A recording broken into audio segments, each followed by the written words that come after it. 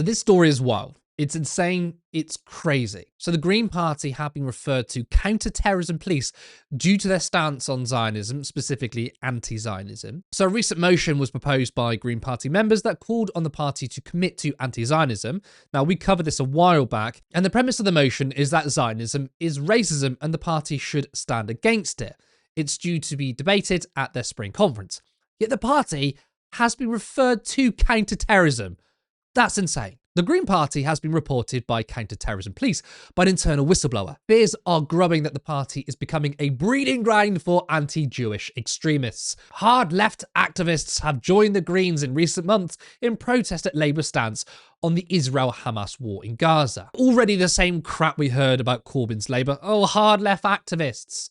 And also the Daily Mail trying to push sectarian politics that, oh, it's just a bunch of extremists joining the party over Gaza. The Greens have been surging for many reasons over issues from the economy, because the Labour Party has pivoted to the right on the economy, to social policy, and the lack of policy from Labour to tackle climate change. But a push by pro-Palestine Greens to declare the party anti-Zionist has horrified many existing members who fear extremism, sectarianism, and anti-Zionism are being tolerated under Zach Polanski's leadership. The Daily Mail can reveal that one member has taken the dramatic step of reporting their party to counter-terror police, after groups in their party called for anyone seeking a Jewish state in Palestine to be branded racist. Backed by the Greens for Palestine group, the Zionism is Racism motion calls for the party to declare itself anti-Zionist and for the deprescription of Palestine action, but rejects accusations that anti-Zionism is anti-Semitic. Now, so many media outlets always conveniently forget that Zach Polanski, the leader of the party, is Jewish. Nothing in that article even suggests that. And once again, they're projecting when they say, oh, these people are pushing sectarian politics. You do realize that pushing Israeli politics or pro-Israel politics, that's also sectarian. Like, having the Israeli lobby, having the Labour and Conservative Friends of Israel, that is literally sectarian. I mean, you've got Luke Akehurst, who's quite literally an agent of Israel, a foreign state, used to be the head of We Believe in Israel, which is an organisation that quite literally advances a foreign state, right? That's sectarian politics. But this particular member is clearly a Zionist who is, I don't know, I guess left-wing on the economy, or is one of them, you know, green Tories who's pretty conservative but cares about the environment. Now, having bad politics is one thing. That is fine, okay? You can have bad politics. That's your right.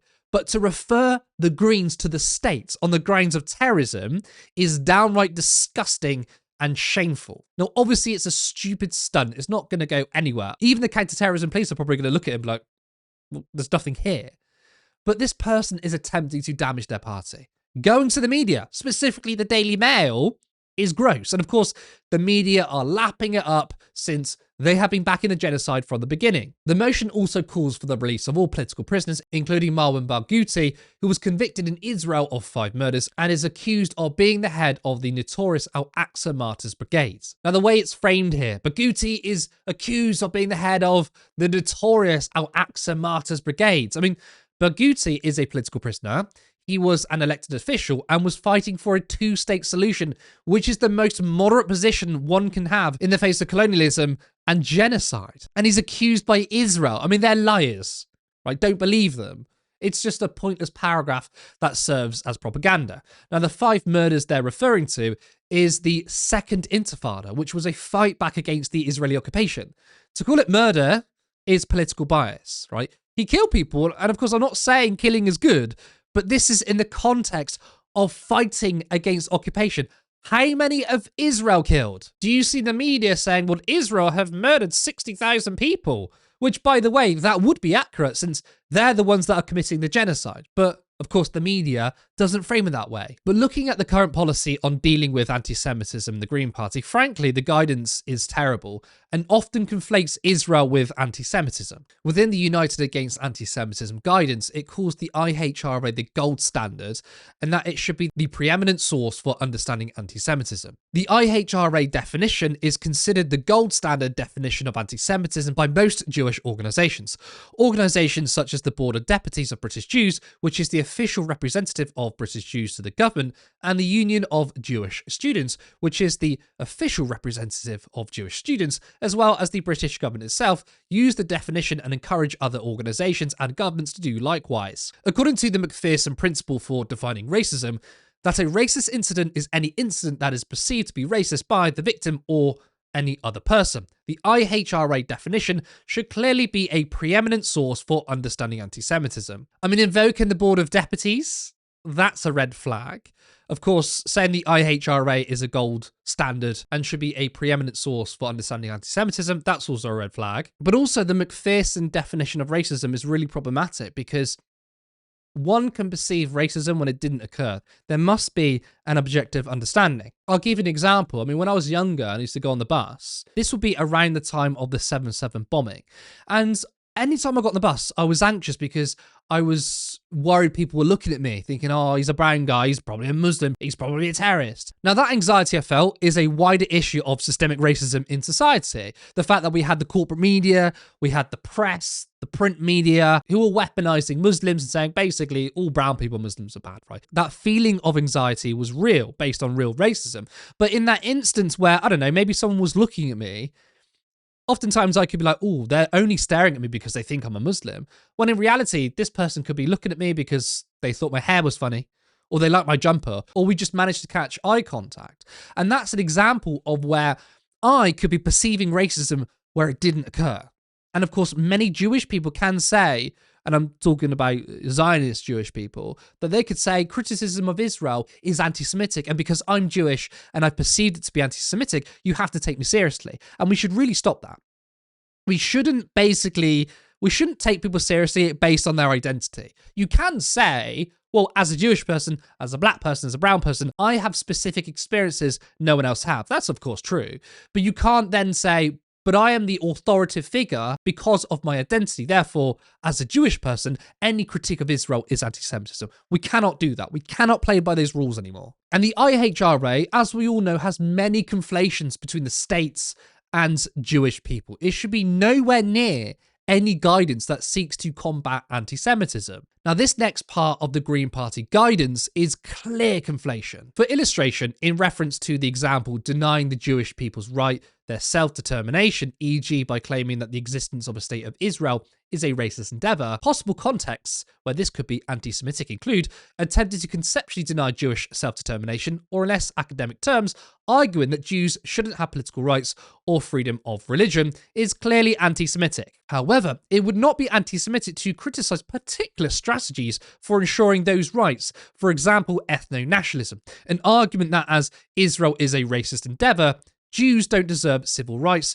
would be anti-Semitic. That is a real problem. So if we look at this again, attempting to conceptually deny Jewish self-determination, or in less academic terms, arguing that Jews shouldn't have political rights or freedom of religion. Those two sentences do not correlate each other. To say, we don't think Jewish people should have a state that is based on ethnonationalism, that says, Israel cannot have a state in which Jewish people are offered more rights than Arabs, which is currently the case. Israel is not just committing genocide, it's not just an occupying force, it's also an apartheid state. Being against a state just for Jewish people is not racist, right? We should have secular states.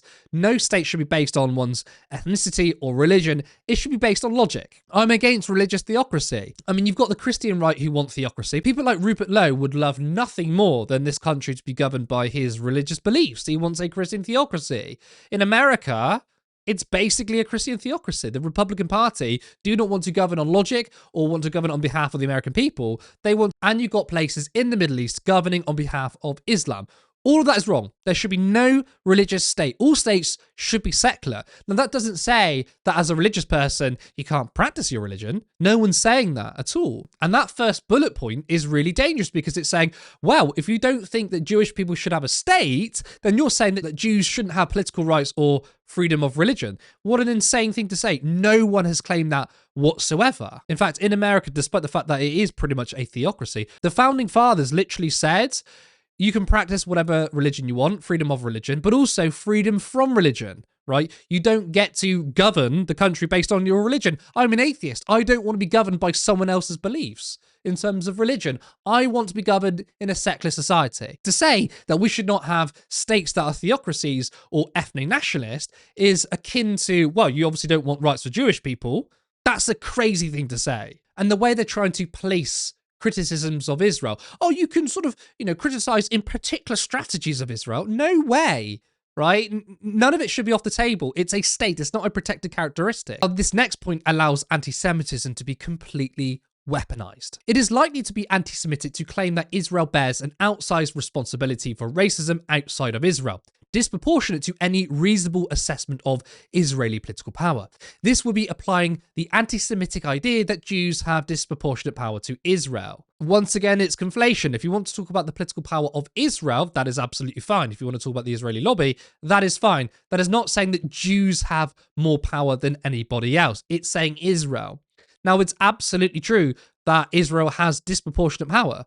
By the way, all states have lobbies. There's a Russian lobby, there's an American lobby, there's an Israeli lobby. But it's also true to say that Israel has a pretty firm grip on political systems across the West. Need I remind you, we literally have a Labour and Conservative Friends of Israel. America has AIPAC. We've got political donations going to political parties and individual politicians to then represent Israel. We literally have statements from American politicians saying, I actually represent Israel. I'm Israel first. That's a disproportionate amount of power. Yet in this definition, they're trying to say, but if you talk about the fact that states have political power, in this instance, Israel, what you're really saying is, oh, Jews control the world. No one is saying that. So the current anti-Semitism guidelines in the Green Party is very, very poor and needs updating, which is what the anti-Zionism motion seeks to do, to stop the conflation between Jewish people and Israel. And this is the real attack on free speech. Yeah, where are the free speech warriors? You heard Reform MPs crying because they weren't given a special platform at a student debate society. Yet the Greens have been referred to counter-terrorism for having a proposed motion that stands up for Palestinians. As I said, this won't go anywhere, but the media will use this as an attack to once again claim the Greens now harbour anti-Semites and are a threat to Jews. The people won't fall for it again.